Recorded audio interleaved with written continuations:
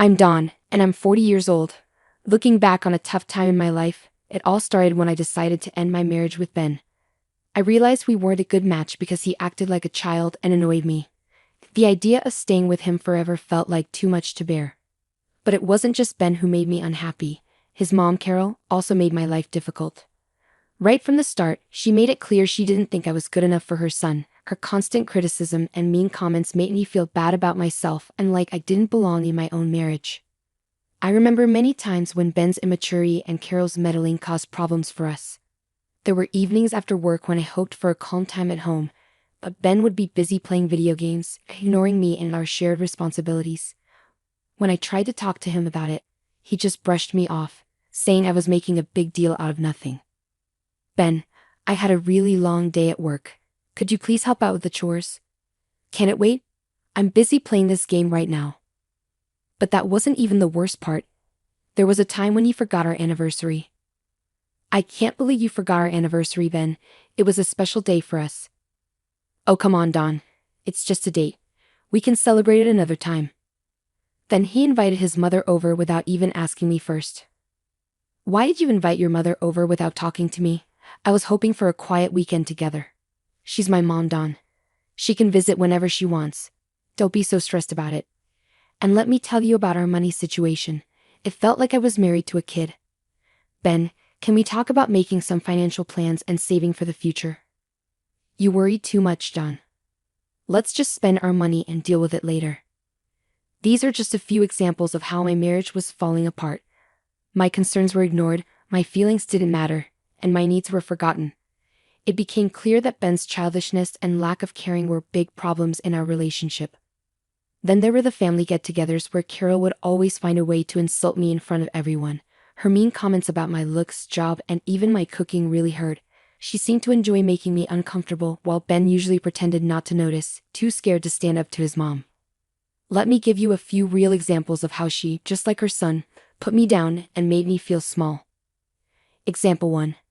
Carol, I spent a long time cooking this meal for everyone. I hope you like it. Well, let's see if it's even good. I'm not sure I trust your cooking. Example 2. Carol, I found this dress for the event. I think it would look nice on me. Oh honey, that dress is too revealing for someone your age. You want to look silly to you? Example 3. Carol, please don't criticize how I raise my kids. I know what's best for them. Well, clearly you don't, or you wouldn't make such silly decisions. What's wrong with you? Example 4. Carol, I've been working hard to stay healthy. I'd like your support. Oh please? All that exercise and dieting won't make a difference. You'll never look as good as me. Example 5. Carol, I asked you nicely before. Please stop saying mean things about me to other people. I'm just being honest, dear. People should know what you're really like. These conversations show how Carol always put me down and said hurtful things throughout my marriage. Her actions caused a lot of stress and made it hard to find any happiness with Ben. I reached a point where I knew I deserved better than this toxic situation. I made the tough choice to file for divorce, wanting to break free from the constant emotional pain I'd endured for too long. The courtroom became a place where I had to explain to the judge why I wanted to end the marriage, talking about how it had hurt me. When the legal process was over, I felt a bit lighter, like a weight had been lifted off my shoulders. But then something unexpected happened. My ex-mother-in-law, Carol, couldn't hide her happiness. She stood up in court looking thrilled, and said she'd finally gotten rid of me and won her son back. I've won. I finally won. Hearing her say that made me furious. How could she be happy about my pain and the end of my marriage? I couldn't hold back my anger. I told her exactly what I thought of her, calling her out for being a mean and spiteful person. But instead of being affected by what I said, Carol just laughed. Her laughter filled the courtroom, making the end of that painful chapter in my life even harder to bear. It was a scary reminder that some people feel like they win by hurting others, and her joy only made me more determined to move past the toxic situation I'd been in. Leaving the courtroom behind, I decided to take back control of my life and find the happiness I deserved. Carol's laughter reminded me of the battles I fought and the strength I'd found in myself. I wouldn't let others' judgments or cruelty define me anymore. I was determined to rise above the negativity and embrace the freedom waiting for me. With every step forward, I started a journey of healing and self-discovery. The path ahead wasn't easy, but I faced it with determination. I knew finding happiness wouldn't be easy, but I'd grown stronger from the struggles I'd faced. It was time to leave behind the drama and pain and look forward to a future full of hope and self-love. But unfortunately, the story doesn't end there. It seems like trouble just keeps finding me. Remember when Carol was gloating about winning? Well, she thought she'd get something out of it, but she never did, and she never will. You see, she believed she'd finally get her hands on a prized family heirloom she'd envy for years. What she didn't know was that I held the key to her dreams. It was a stunning diamond orchid necklace, passed down through generations in my family. Its beauty and rarity made it incredibly valuable, worth millions of dollars. Carol's eyes always lit up with greed whenever she saw it, but she could never have it. Throughout my marriage to Ben, Carol would often suggest selling the necklace for practical reasons, but I always refused, explaining its sentimental value and importance to my family. Even after the divorce, Carol still thought she deserved half of its worth. She believed she was entitled to it, thinking it would fulfill her materialistic desires. But what she didn't know was that I had a plan. It had been a month since the divorce, and I thought I'd left Carol and her schemes behind. Then, one evening, I was surprised when I heard a familiar knock on my door. Opening it, I saw Carol standing there, crying and shaking. "Dawn, please, can we talk?" Feeling curious and a bit sorry for her, I let her in to get away from the cold. I wondered why she was so upset and why she'd come to see me. We sat down in the living room, and I asked her to tell me what was wrong. Through her tears, Carol managed to speak, her voice trembling. "My plan, it's all gone wrong, Dawn," Carol said between sobs. "I thought I'd get what I wanted, but it's turned into a disaster."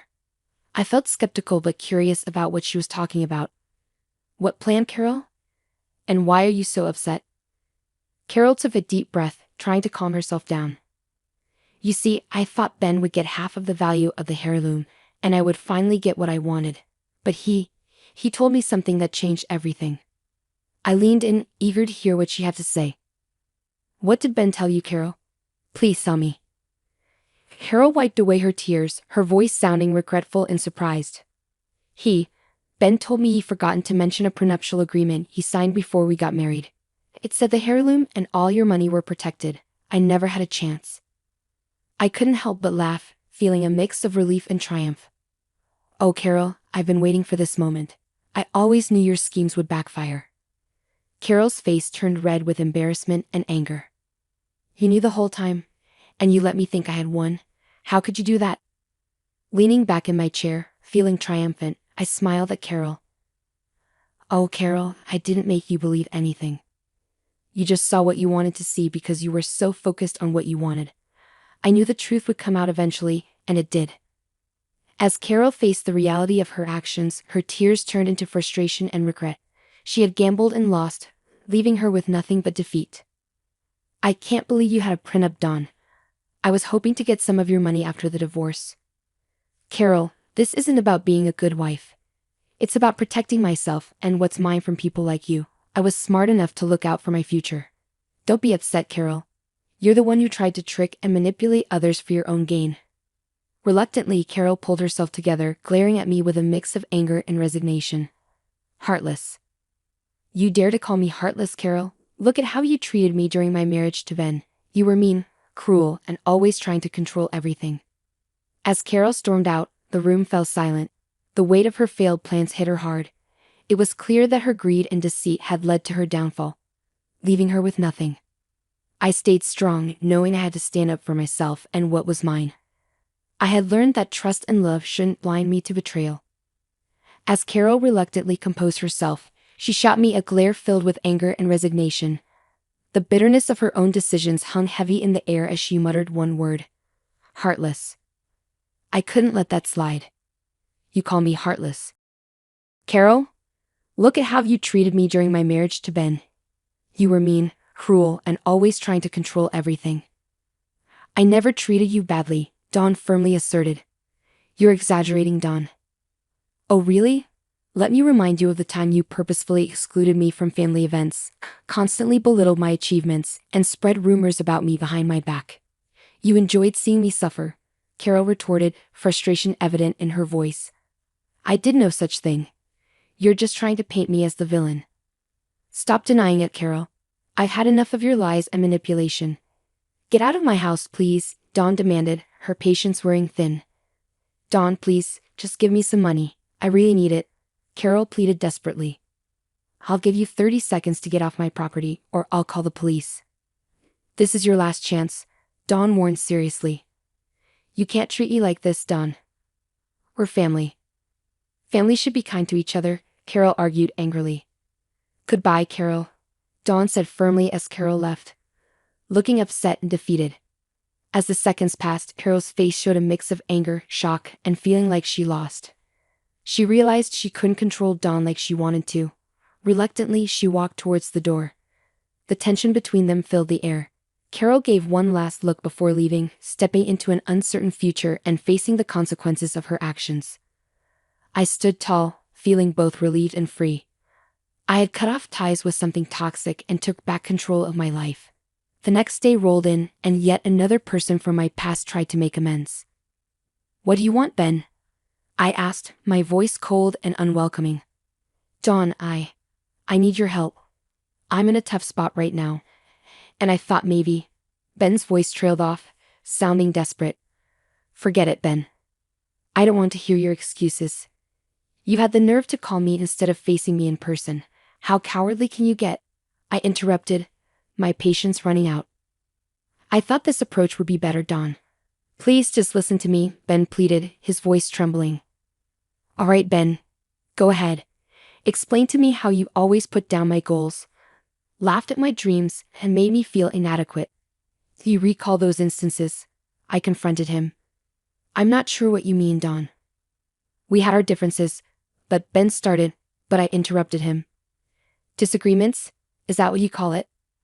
I call it emotional abuse.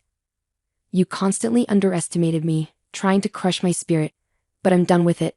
I deserve better, I declared firmly. Please, I'm sorry for everything.